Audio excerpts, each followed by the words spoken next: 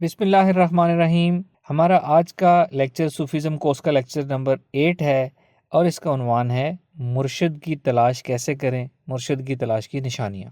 مرشد کی تلاش سے پہلے جو چیز ضروری ہے وہ یہ ہے کہ ہماری نیت کیا ہے مرشد کو تلاش کرنے کی، ہماری نیت کیا ہے بیعت ہونے کی۔ کیا ہماری نیت معرفت الہی ہے؟ کیا ہماری نیت روحانی سفر کا آغاز کرنا ہے، یا ہماری نیت صرف اور صرف برکت کے لیے بیعت ہونا ہے؟ اگر کوئی برکت کے لیے بیعت ہونا چاہتا ہے تو برکت کے لیے آپ کسی کو بھی جو نون لوگ ہوں، نون صوفیاء ہوں، بیعت کرتے ہوں، کسی سے بھی بیعت ہو جائیں، ان کے اذکار لے لیں، ان کے اذکار کرتے رہیں، ان کی تعلیمات سنتے رہیں، فیس بک پہ، یوٹیوب پہ، ٹی وی پہ۔ کوئی کتاب ہے تو ان کی کتاب لے کے پڑھتے رہیں، اور آن لائن ان کو وزٹ کرتے رہیں، چاہے ان کی ویب سائٹ ہے یا کوئی سوشل میڈیا نیٹ ورک ہے۔ اس طرح ان کا آپ کے ساتھ ایک لنک قائم رہے گا، آپ ان کے اذکار پڑھتے رہیں گے، ان کی تعلیمات آپ کو پتہ چلتی رہیں گی، تو آپ برکت کے لیے اتنا کافی ہے۔ لیکن اگر آپ معرفت الہی کے سفر پر جانا چاہتے ہیں، آپ روحانیت سیکھنا چاہتے ہیں اصل معنوں میں، تو آپ نے کسی ایسے مرشد کو تلاش کرنا ہے جو اپروچیبل ہوں، جن سے آپ بات چیت کر سکتے ہوں، جن سے آپ کانٹیکٹ کر سکتے ہوں، پرسنل شیئرنگ کر سکتے ہوں، سیکھنے کے عمل کو آگے بڑھا سکتے ہوں، اپنے مجاہدے، اپنی مشقیں، اپنے مراقبات ان سے شیئر کر کے اس پہ رہنمائی لے سکتے ہوں، اور آگے کے اسباق لے سکتے ہوں، فیڈ بیک شیئر کر سکتے ہوں۔ تو سب سے پہلی نشانی ہو گئی اپروچیبل ہونا۔ تو اپروچیبل آپ نے مرشد یا پیر یا شیخ آپ نے تلاش کرنا ہے۔ بعض لوگ یہ سمجھتے ہیں اور یہ شرط رکھتے ہیں، اپنے اندر ارادہ کر لیتے ہیں کہ ہمیں جو مسئلہ پیش ہے، مسئلہ درپیش ہے، ہماری جو پریشانی ہے، جو یہ حل کرے گا نا، ہم اس کے ہاتھ پہ بیعت ہوں گے، وہی ہمارا مرشد اور پیر ہوگا۔ حالانکہ جس طرح کے ہم دنیا دار لوگوں کو مسائل پیش آتے ہیں، ہمارا مسئلہ تو کوئی ایک ایسا عامل بھی حل کر سکتا ہے جس نے کبھی نماز ہی نہ پڑھی ہو، جس نے کبھی وضو بھی نہ کیا ہو۔ تو مسئلہ حل ہونا ایک الگ ٹاپک ہے، روحانی تربیت حاصل کرنا ایک الگ مراد اور الگ نیت ہے۔ تو یہ نیت رکھنا کہ جو ہمارا مسئلہ حل کرے گا وہی ہمارا مرشد ہوگا، یہ غلط نیت ہے۔ نیت از امپورٹنٹ۔ سیکھنا ہے تو اپروچیبل مرشد کو لے کے چلنا ہے۔ آگے کیا نشانیاں ہونی چاہیے وہ ہم ابھی ڈسکس کرتے ہیں۔ جو سب سے پہلی نشانی ہے نا، وہ ہے مرشد کو، شیخ کو شریعت کا پابند ہونا چاہیے، اس کا حلیہ بھی شریعت والا ہونا چاہیے، اور اس کو خود بھی شریعت کا پابند ہونا چاہیے۔ اگر کسی نے صرف ہوا میں اڑنا سیکھنا ہو، پانی پر چلنا سیکھنا ہو، کسی کی سوچ پڑھ لینا سیکھنا ہو، دلوں کی باتیں جان لینا سیکھنا ہو، تو یہ چیزیں سیکھنے کے لیے کوئی ایسا بھی آپ ٹرینر حاصل کر سکتے ہیں جو مائنڈ سائنسز کا ایکسپرٹ ہو، چاہے شریعت سے اس کا تعلق ہو یا نہ ہو۔ مائنڈ سائنسز کے علوم سیکھ کر یہ صلاحیتیں حاصل کی جا سکتی ہیں۔ تو اگر تو آپ نے یہ چیزیں سیکھنی ہیں، یہ کرتب سیکھنے ہیں، تو یہ کسی بھی آپ مائنڈ سائنس کے ایکسپرٹ سے سیکھ سکتے ہیں۔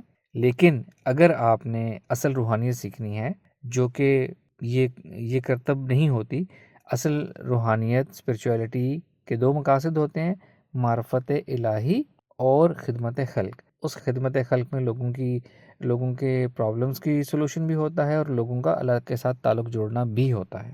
تو اگر آپ کا یہ مقصد ہے تو آپ نے ایسا مرشد دیکھنا جو شریعت کا پابند ہو، حلیہ بھی شریعت والا ہو، مائنڈ سیٹ بھی شریعت والا ہو، شریعت کا پابند بھی ہو۔ دوسری شرط ہے روحانی علم سے آراستہ ہو۔ صرف شریعت کی پابندی مرشد کے لیے ضروری نہیں ہے۔ شریعت کی پابندی شکر ہے اللہ کا بہت لوگ اس دنیا میں رکھتے ہیں، وہ عالم ہو سکتے ہیں، وہ ایک عام دنیا میں رہنے والے اچھے انسان ہو سکتے ہیں، لیکن مرشد کے لیے روحانی علم سے آراستہ ہونا ضروری ہے۔ تیسری شرط ہے کہ روحانی علم کو منتقل کرنے کی صلاحیت بھی ان کے اندر ہونی چاہیے۔ روحانی علم ہونا ایک صلاحیت ہے، روحانی علم کو منتقل کرنے کی صلاحیت یہ اس سے بہت آگے کی ایڈوانس سٹیج ہے۔ اور جیسا کہ ہم پہلے ڈسکس کر چکے ہیں، مرشد کو اپروچیبل ہونا چاہیے۔ یہ 4 شرائط کافی ہیں کسی کو مرشد تلاش کرنے کے لیے: شریعت کی پابندی، روحانی علم سے آراستہ ہونا، روحانی علم منتقل کرنے کی صلاحیت ہونا، اپروچیبل ہونا۔ اب سوال یہ پیدا ہوتا ہے کہ ایسا مرشد ہم کہاں سے تلاش کریں آج کل کے زمانے میں؟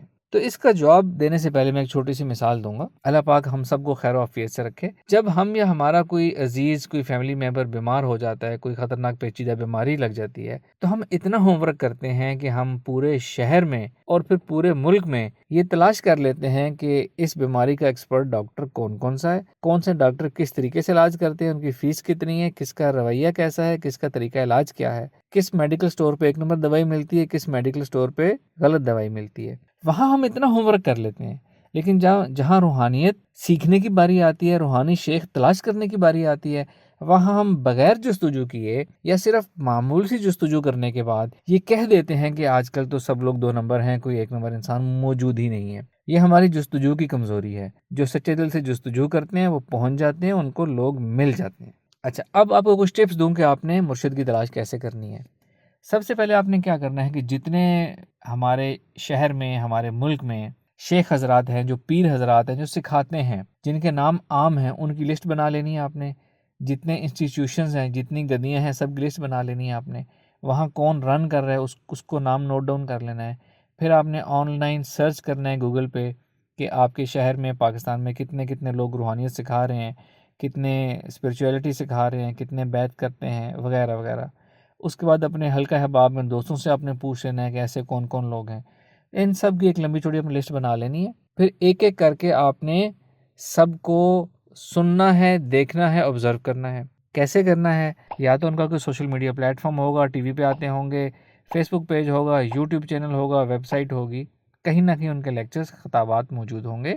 نہیں ہیں تو اپنے علاقے میں کہیں بیٹھ کے وہ محفل کرتے ہوں گے، ان کے پاس جائیں، کچھ دن ان کے پاس بیٹھیں، کچھ دن آن لائن ان کے تعلیمات، ان کے خطابات سنیں، دیکھیں کہ ان کی ڈائریکشن کیا ہے، وہ کیا پڑھاتے ہیں، کیا تعلیم دیتے ہیں، اور وہ دکھتے کیسے ہیں، ان کا مائنڈ سیٹ کیا ہے۔ ان کو کچھ عرصہ ان کی چیزیں سننے، دیکھنے، محفل میں بیٹھنے کے بعد آپ کو آبزرو ہوگا، آپ ایک انالیسس بنانے کے قابل ہو جائیں گے۔ اسی طرح باری باری مختلف جتنے ایسے بزرگ حضرات ہیں، سب کو آپ نے اسی طریقے سے آبزرو کرنا ہے اور ایک لسٹ بنانی ہے۔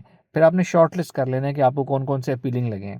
پھر دوسری بات آتی ہے کہ روحانی علم کس کے پاس ہے، روحانی علم منتقل کرنے کی صلاحیت کس کے پاس ہے۔ یہ آپ کو ان کے اسٹوڈنٹس، ان کے فالوورز سے پتہ چلے گا۔ ان کو دیکھیں، ان سے بات چیت کریں، ان کے کمنٹس پڑھیں، ان کی رائے دیکھیں، وہاں سے آپ کو پتہ چل جائے گا کہ انہوں نے کتنے لوگوں کو ٹرین کیا ہے، ان کی کیا کنڈیشن ہے، کیا انہوں نے اپنی زندگی امپروو کی ہیں، کیا وہ دوسروں کو سکھا رہے ہیں آگے۔ اس طریقے سے آپ کو اس چیز کا بھی پتہ چل جائے گا کہ روحانی علم کس کے پاس ہے، سکھاتے کیسے ہیں، کتنا علم بانٹتے ہیں، کتنی سپیڈ سے بانٹتے ہیں، اور ان کے اسٹوڈنٹس کتنا کچھ سیکھ رہے ہیں، اور اپروچیبل کون ہے۔ اگین یہ آپ کو اس سارے طریقے سے جستجو کرنے سے پتہ چل جائے گا۔ اس طریقے سے آپ نے ہوم ورک کرنا ہے، سچے دل سے ڈیٹیل ہوم ورک کرنا ہے۔ اس کے بعد شارٹ لسٹنگ کرنی ہے۔ آہستہ آہستہ آپ، مجھے پوری امید ہے، کسی ایک نتیجے پہ پہنچ جائیں گے۔ بزرگ حضرات فرماتے ہیں کہ وہ روحانی شخصیت جس کا نام سن کر، یا جس کو دیکھ کر، یا جس سے ملاقات کر کے، جس کی تعلیمات سن کے آپ کو ایک انجانی سی کشش محسوس ہو، وہ آپ کا راستہ ہوتا ہے۔ آپ کو وہاں پہ بیعت ہونا چاہیے۔ کشش محسوس ہوتی ہے جب آپ سچے دل سے ریسرچ کرتے ہیں۔ تو اگر کسی کو کشش محسوس نہیں ہو رہی ہے، ایک سے زیادہ جگہ پہ ہو رہی ہے، اگین آپ ایویلویٹ کر لیں۔ بعض لوگوں کو کشش کی جگہ ایک دل میں سیٹسفیکشن بھی محسوس ہو سکتی ہے۔ کشش محسوس نہ ہو، دل میں سیٹسفیکشن ہو، اور اس کے ساتھ ساتھ، اس جستجو کے ساتھ ساتھ اللہ تعالیٰ سے دعا بھی کرتے رہیں کہ اللہ تعالیٰ آپ کو صحیح جگہ پہنچا دے۔ تو انشاءاللہ تعالیٰ آپ ٹھیک جگہ پہ پہنچ جائیں گے، اور بہت جلد یہ فیصلہ کرنے کے قابل ہو جائیں گے کہ آپ نے کہاں بیعت ہونا ہے، کس کو اپنا مرشد ماننا ہے، کس کے ساتھ روحانیت سیکھنی ہے۔ اس کے ساتھ ہمارا آج کا لیکچر ختم ہوا۔ آپ میں سے کسی کا کوئی کوسچن ہے تو وہ پوچھ سکتے ہیں، آپ کو مزید گائیڈ کیا جائے گا۔ Thank you very much.